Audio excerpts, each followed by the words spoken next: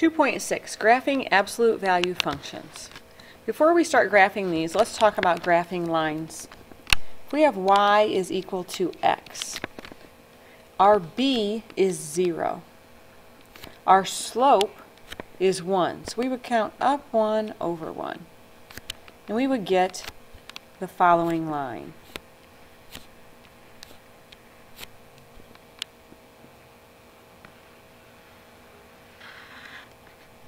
Now if we looked at the table of values for this line, we would see that if we plug in 0, we get 0. If we plug in 1, we get 1. If we plug in 2, we get 2. If we plug in -2, we get -2, because y is always equal to x. So we get all of these same numbers every time. Well, now what we're going to do is change it to y equals the absolute value of x.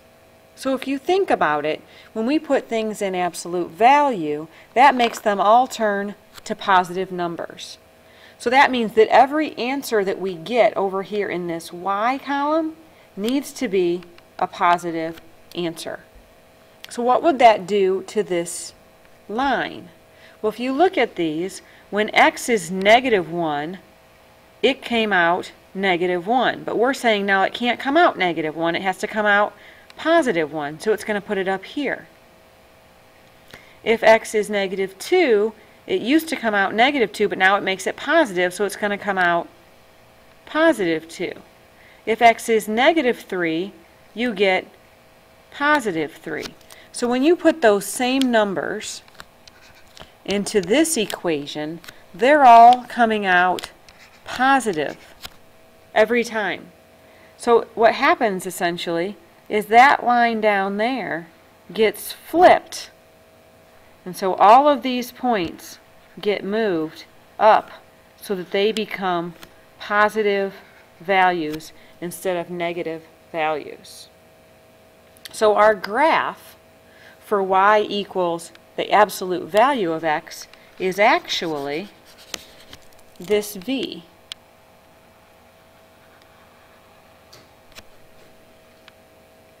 So it takes the half of the line that we used from before and flips it. It flips that part up. So down here I've made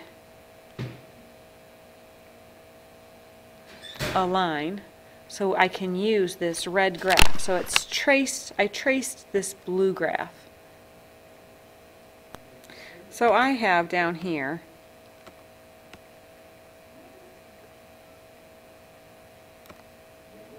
a copy of this V. Let me see here if I can get it exactly on there. Okay, so I'm going to use this red one as we go along. Alright, so what will happen if we take the absolute value of x and we add 2 to it? Well, we could make another table of values, and for a while here we'll keep making these table of values. So if I put 0 into this equation, the absolute value of 0 is 0 plus 2 is 2. So 0, 2. If I put 1 in, the absolute value of 1 is 1 plus 2 is 3. So 1, 3. If I put 2 in, I would get the absolute value of 2 is 2 plus 2 is 4. But if I put -2 in, I will still get 4. So we can see that we will get the V to go right up there. Now if we think about that, my original V, if I can get my original one,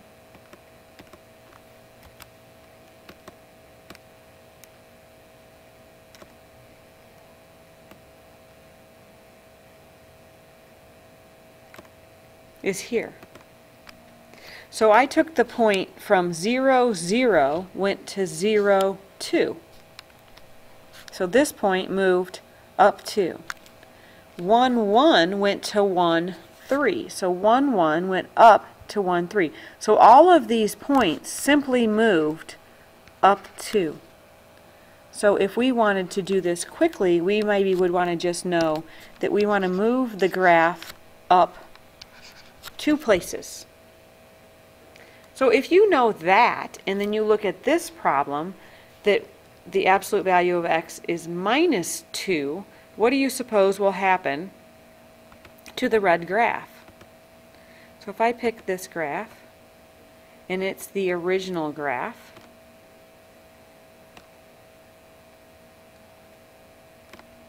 and I want to then subtract 2, I simply grab that graph and move it down 2 places, and there's my graph. So if we know where to put this starting point, which we're going to call the vertex, let me write it over here.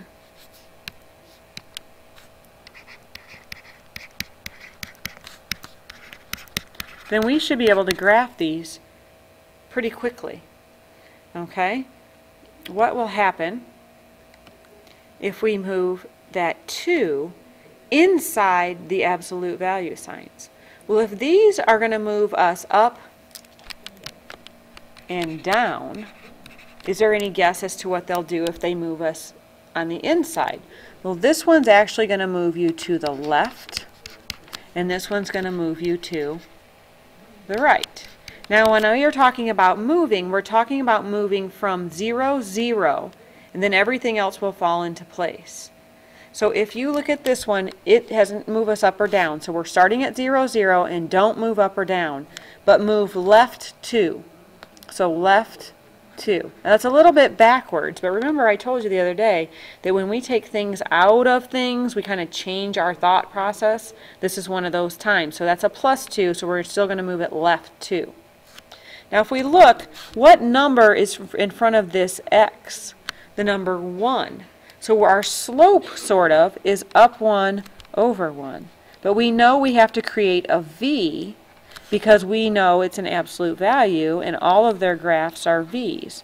So without very much work, I've just graphed the problem. So if you memorize the rules of how they shift around, okay, then this won't take you very long. So our original again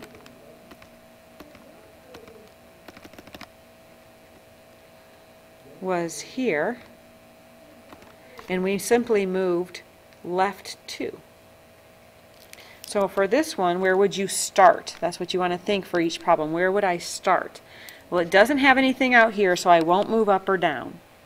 But on the inside, it has a minus 2, so I'm going to go to the right 2.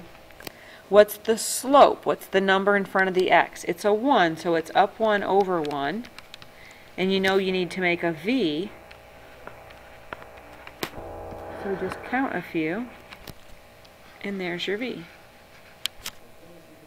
Now this is our tricky one, so we're going to come back to this one at the end. What happens if we change the number in front of the x? So this is kind of like the slope changing. So for every problem, where do you start? Did you move it up or down? No, so I'm still at 0, 0. Did we add or subtract anything on the inside? No, so I'm still at 0, 0, so that's where I want to start. But instead of counting up 1 over 1, I'm going to count up 3 over 1. Up 3 over 1. So this makes the v get skinnier. If you compare that to the original v, this red one, you can see that it has gotten skinnier.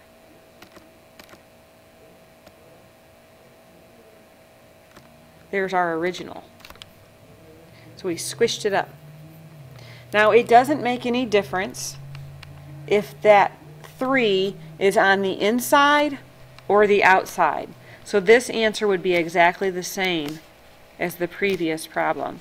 It's up 3 over 1. It doesn't make any difference if it's on the inside or the outside. So if the 3 makes it skinnier, what do you suppose a 1/3 does? Well, again, we're starting this at 0, 0 because we didn't add or subtract anything outside or inside. But this time we're going to count up 1 over 3, so you can see it just gets a little fatter or flatter, however you want to describe it. So we're just talking about how do they change compared to our original one. All right, what happens if we take the absolute value of negative x? Well, if you remember, that should be the same thing as the absolute value of x because everything that comes out of here is positive. So this is exactly the same as our original. We would start at 0, 0, our slope would be 1, so we would just go up 1 over 1. So that's the same as our original problem.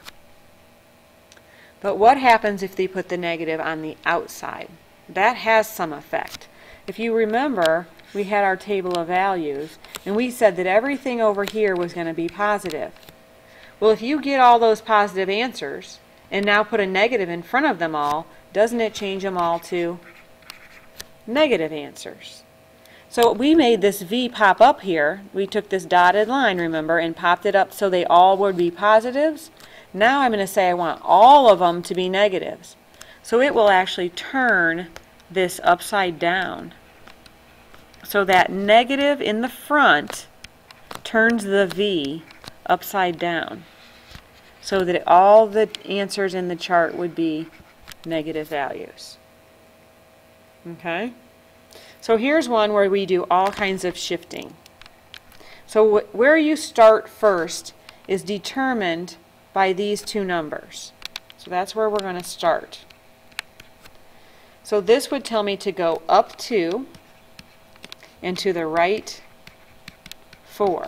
So you need to make that move first. So you're always starting at 0, 0, and then you go up 2 to the right 4. And there's where you should start. Then we want to look and notice that this is negative. So that's going to make me upside down. And then what are we going to count? This is what we count. So from this starting point, we're going to go upside down, down 1 over 2, down 1 over 2. So it gets a little bit fat. It's upside down, and it makes a V. So if you memorize the shifts, they're pretty quick. You don't ever have to make a chart. So down here in the rules, it gives you all the shifts that you need to do. Okay? The number on the outside moves us up and down. The number on the inside moves us left and right, and that's the opposite of what you think. The number in front of the x is the slope. If it's outside and it's negative, it's going to be upside down. The only time it turns upside down is if this negative is on the outside. Alright, so down here is explaining you the trick problem that we put the star by. What happens if they put the slope on the inside along with the shift, the left or right shift? In order to determine how far you need to shift it, you have to divide those two numbers. So if we go back up to that problem, we can do that one real quick. So I noticed that these are both on the inside.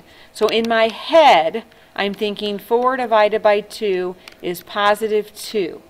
That would tell me I need to go to the left 2.